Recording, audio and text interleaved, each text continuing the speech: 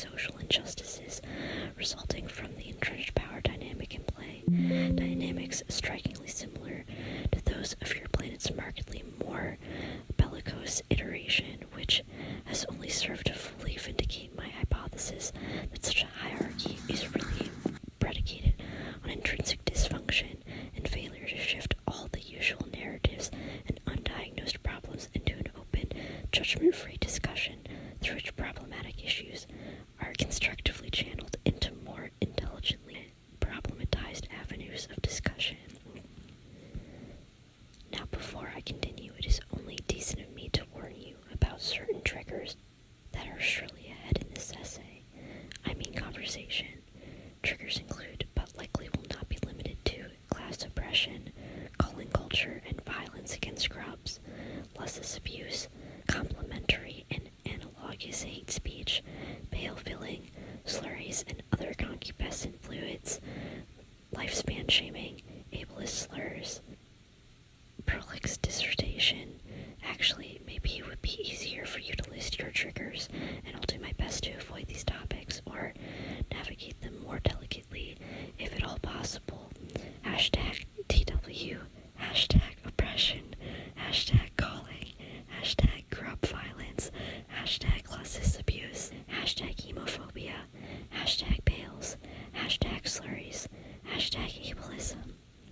Great. It sounds like you don't have any triggers, at least none that you know about. I'll proceed with caution nevertheless.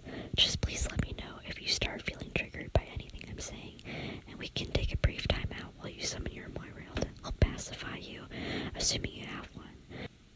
Not that I'm presuming that you do, but I heard that you did.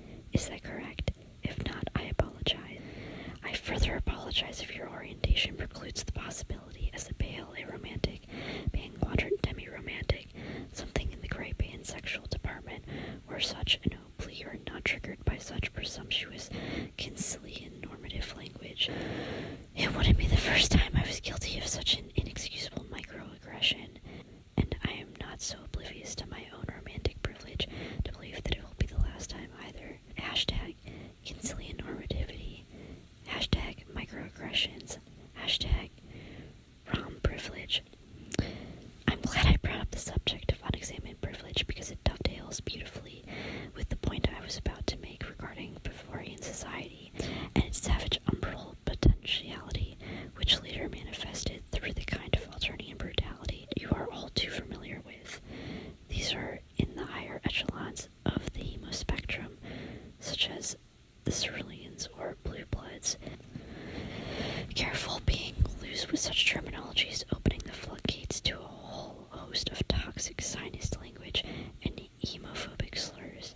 When addressing the challenges faced by those lower on the spectrum, such as mid-hues or the particular warm-cast umbers, ochres, or rustbloods, another slur, highly problematic, deeply offensive and triggering terminology, strongly imploring you to steer clear of this term. They would be well advised to check their cerulean privilege, particularly before dismissing hardships or marginalizing claims of oppression, which can be difficult for them to identify or empathize with from their advantageous position within the Bavarian Alternian power structures. Hashtag dovetail, hashtag problematic, hashtag power structures, hashtag toxic sinist language.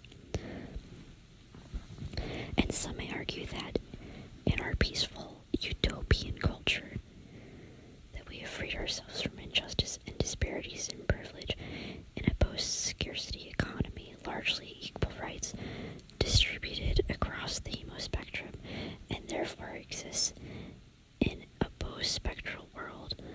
Laugh out loud.